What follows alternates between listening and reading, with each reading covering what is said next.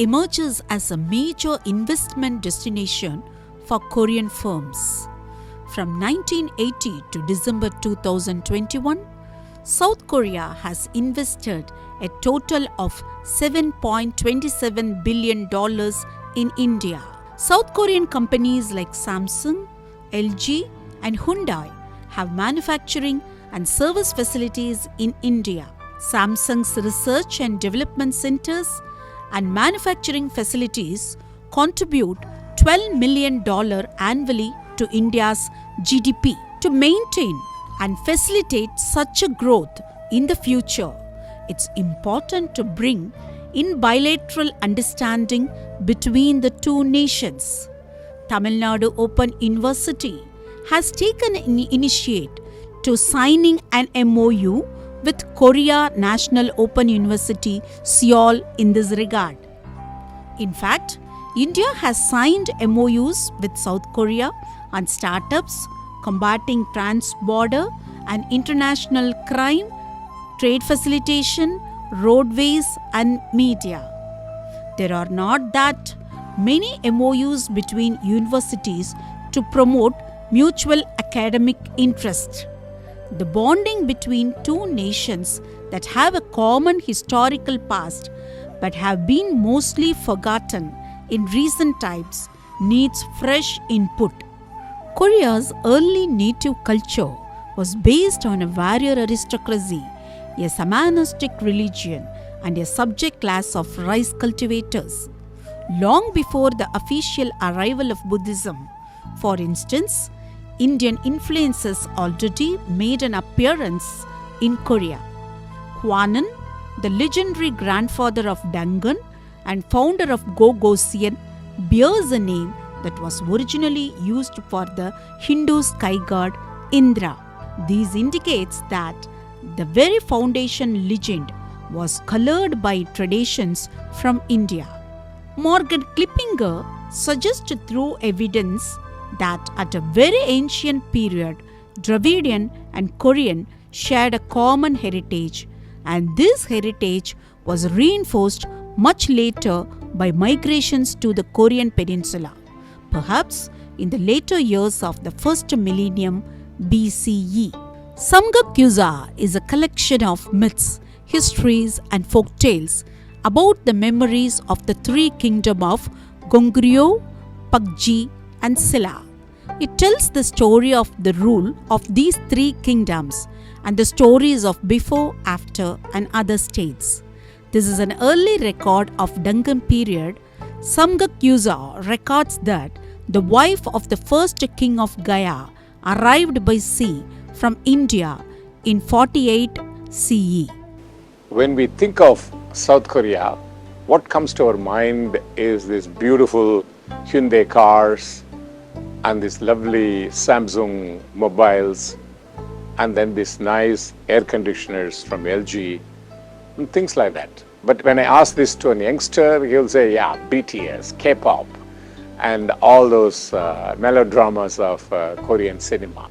It is interesting to find out that why do we like Korean film industry or Korean audiovisuals, and why do Koreans actually trust Indians and invest in billions of US dollars? There is a reason behind this, which Professor Kim Byung-mo calls it as transference. Transference, when you say it in Tamil, we may say Purva Janma Thodarbu. So there is some link, an ancient link, that connects Koreans with South India, especially Tamil Nadu. And what is that link that we are going to explore in this series?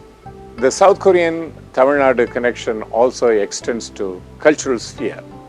For example, in South Korea, we see drums which are very similar to what we call parai in Tamil, and udukai in Tamil, and then mirdangam and similar such instruments are very common in South Korea as well.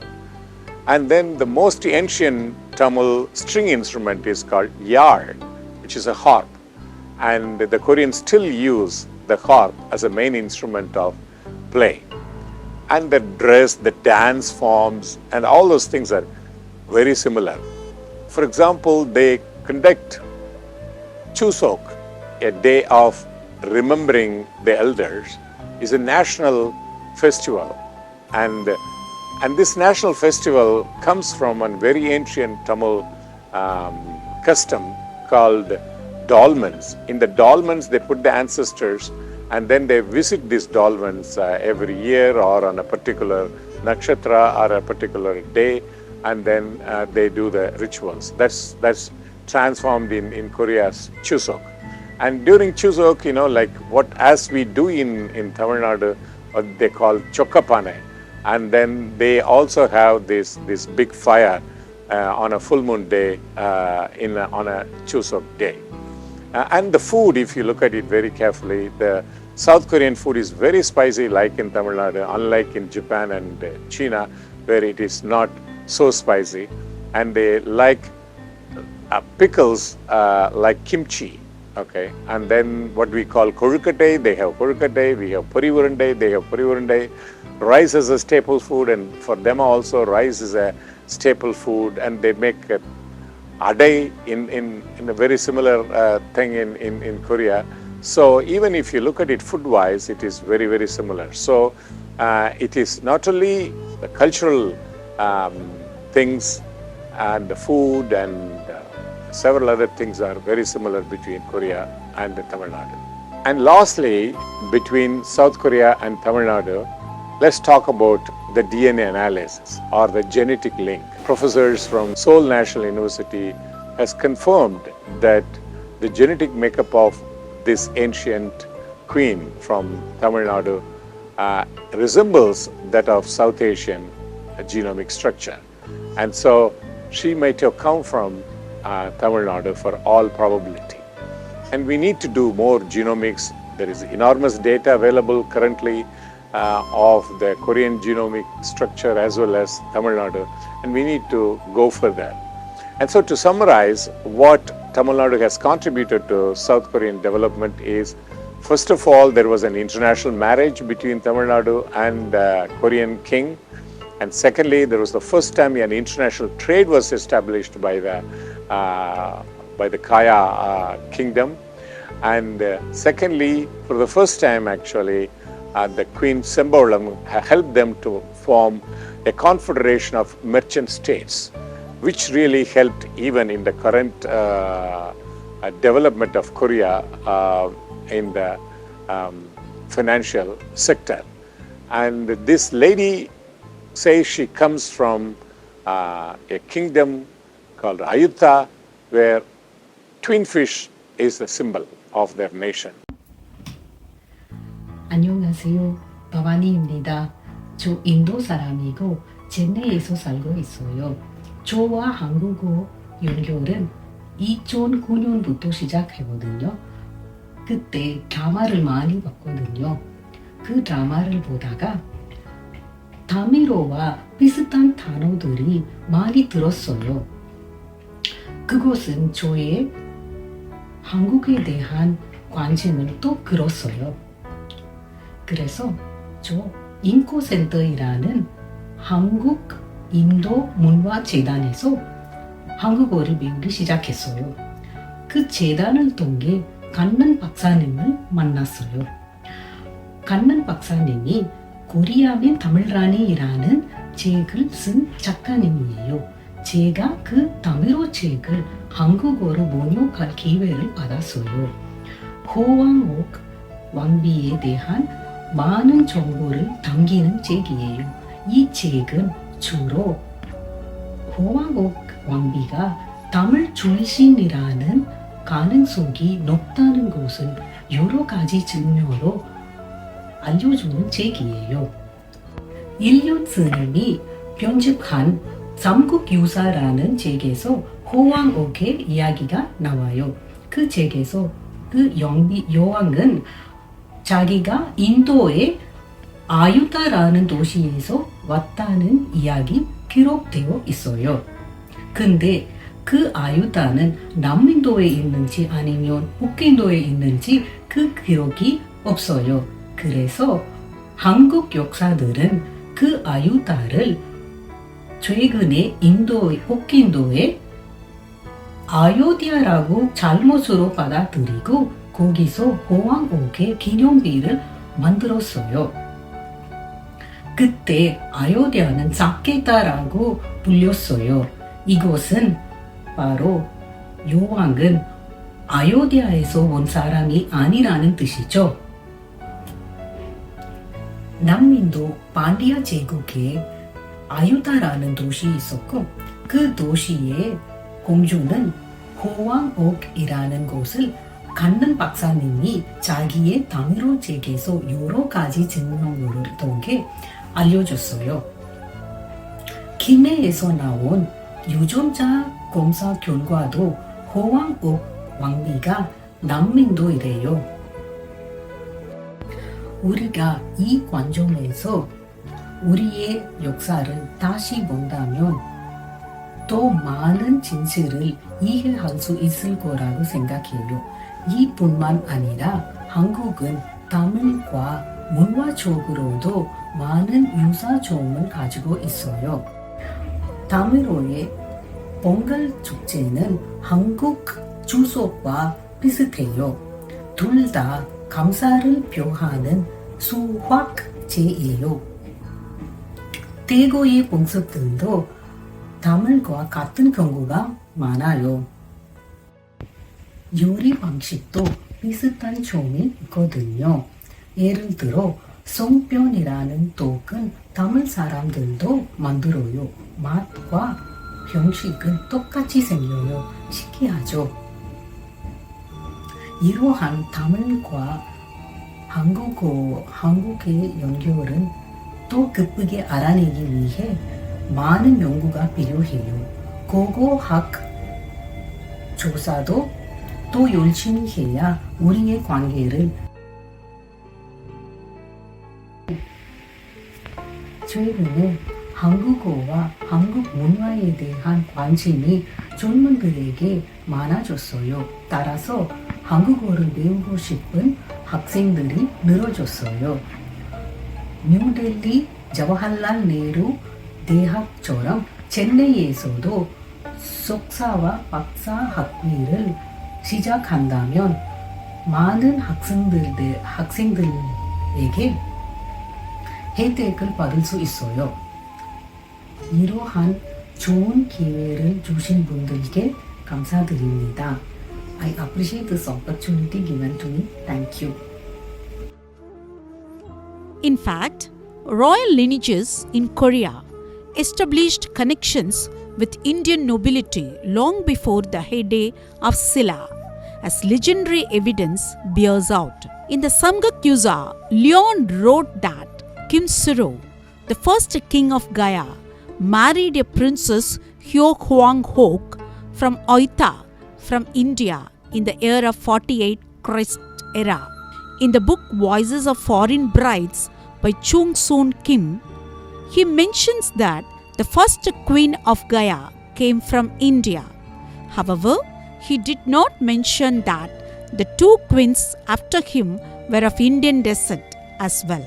It's noteworthy that a memorial has been erected to Queen Hyo Hwang-ok in India. Kim Byung-mo, an anthropologist from Hanyang University in Korea, established in 1998 a formal connection between India and Korea by erecting a memorial for her in Ayodhya. A sister city connection between Ayodhya and Kimhae in Korea has been established as well. Thus, Hyo Hwang-ok becomes the originator of Himhae Kim clan with surnames Him, Hyo and Lee, accounting for more than 6 million Koreans. Kim Byung-mo's linkage of Korea and Ayodhya relies heavily on twin fish motif.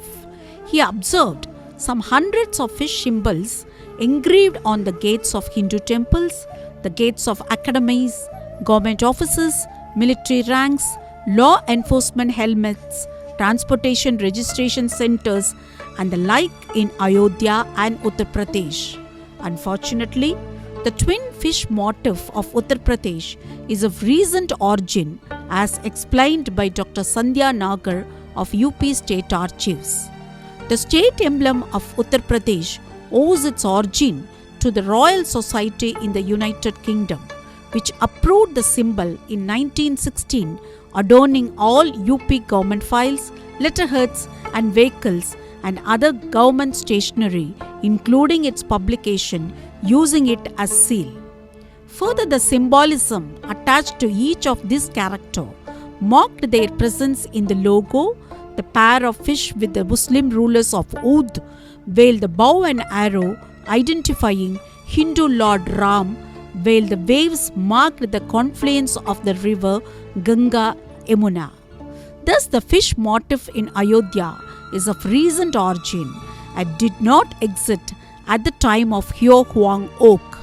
On the other hand, twin fish motif has been associated with Pandyas of South India for an exceptionally long time in history.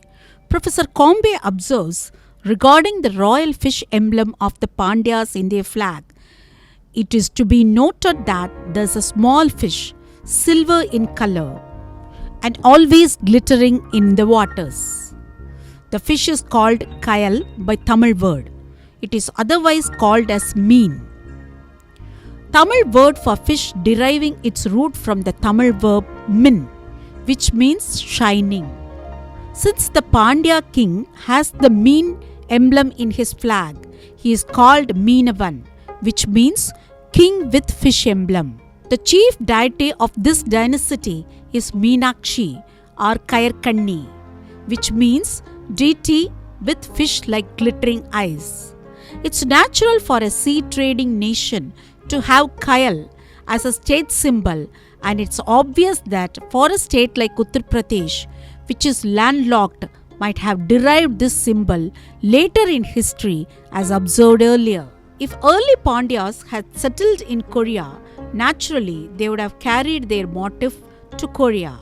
The Kaya Confederation of Korea might have derived its name from another meaning of Kayal in Tamil, which also meaning marshland. Kayal Pattinam and Pattinapalai are names widely used in Tamil Nadu. Interestingly, Gimha area where Kaya existed is still marshlands. There's a stone inscription in Trikonamalai, supposedly left by Sadayavarman Veerapandiyan, vouching the fish motif belonging to the Pandyas. The twin fish motif is found only in areas where Kaya Federation existed in Korea and not in areas where Goguryeo, Bagji and Silla ruled, confirming that Kaya Federation was linked to the Pandyas with the twin fish motif as their royal emblem. The Korean flag has yin-yang symbolism, which is even derived from twin fish motif. Yin-yang symbolism is prevalent in Pandyan temple all around Tamil Nadu, indicating a strong Indian connection. Though Korea and India are far apart, they are close by culture, history and language. It was proposed for the first time by Homer Basilil Hubert, an American missionary journalist and political activist, in his book entitled A Comparative Grammar of the Korean Language and the Dravidian Language of India in the year 1905, that there exists a linguistic connection between Tamil and Korean. Morgan E. Klippinger gave a detailed comparison of Korean and Dravidian vocabulary in his article Korean and Dravidian Lexical Evidence for an Old Theory. Julina in K-Drama blog gives a table with comparable words between Tamil and Korean, including the most important personal pronouns and words of relationship such as Appa for father and Amma for mother. Additionally, both these languages are agglutinative, follow SOV order, follow same syntax and word order, follow postposition instead of preposition as shown in the video. Nadahal or hero stone worships was in vogue in ancient Tamil Nadu. There are several references in Sangam poems of pre-Christian era about Nadugal. The following poem by Mangudi Kirar in Purananuru declares that the tribe in question will worship only those heroes who lost their life in fighting an uncompromising enemy riding a mighty elephant, and will never compromise for a god who will accept paddy seeds as an easy offer. Sangam literature also has an instance of a woman cleaning up a dolmen with cow dung, hinting at cult of a dead, whereby these burials were worshipped and regularly maintained. Dolmens were popular both in Korea and Tamil Nadu in the Stone Age. Tamil Nadu and Kaya are uniquely connected by a burial custom using mud pad. Burial urns are not found in Ayodhya or in any other parts of Korea. Habit of leaving slippers outside the house, bowing in front of elders as a sign of respect. Similarities in the movement and number of members in Korean drum dance and Tappatam in Tamil Nadu. Hanging the green chilies outside the house to ward off spirits. Playing 5 stones game by girls. Similar food cuisine like rice cakes, rice puff and lentil cakes. Habit of eating food along with pickle, kimchi. Eating rice as their main food. Similarities in hairstyles of buns and ribbons between Tamil and Korean mothers and old ladies. Amazingly, in the Far Eastern region, Korea is the only country having a spicy food habit as Tamils in India. Food items are compared as shown in the video. Especially the yar or Tamil hop had been mentioned profusely in Sangam literature. Similarly, Parai is an icon of Tamil culture. These instruments and others are comparably visible in Korean music. Marriage in Korea, as in Tamil Nadu, is considered as a relationship between families rather than individuals, as opposed to the Western system. The staple diet is rice for Koreans and Tamils. Hence, several food items are similar in both cultures, such as rice cakes, rice puff, lentil cakes, like Kolkattai, Pori Urundai, Adai, Idli in Tamil. Others, Yaksik Pongal, Yo Gang Jiong, Elumitai, Magyoli, Sundakanji. Tamils have a harvest festival as that of Chuseok, the Korean equivalent of Tamil Pongal. These habits could have arisen in these distinct lands through constant interaction and cultural exchanges. Dr. Seo Jeong-sun of Seoul National University and Kim Jong of Halim University, Korea, have decoded the entire genetic codes of ancient Korean remains and found that Koreans have DNA traceable to South or Southeast Asia ethnic groups like Tamils. This path-breaking research needs to be continued on an elaborate way from DNA samples of Koreans living in Chennai and Tamils living there. More serious research is needed on the linguistic connections between Hangul and Tamil. The observations of Homer Bezalel Hulbert, Suzumo Ono, and Morgan E. Klippinger need to be confirmed with modern linguistic approaches. The travelogue of Hye-chos needs to be scrutinized for Tamil connections. There is a claim by some Koreans that the stone pieces supposedly brought by Hyo Hwang Ok to Korea are not seen anywhere in Korea except in India. This needs to be proved. Serious research by scholars from Korea and Tamil Nadu must be undertaken to prove the ancient connections. For example, Kim Suro was recognized as Iron King. Iron artifacts from Gimhek excavations and Tamil Nadu excavations need to be examined. Who was Hyo Hwang Ok? Was she fair, dark, or mixed? How shall we call her? Surya Ratna or Chembavaram?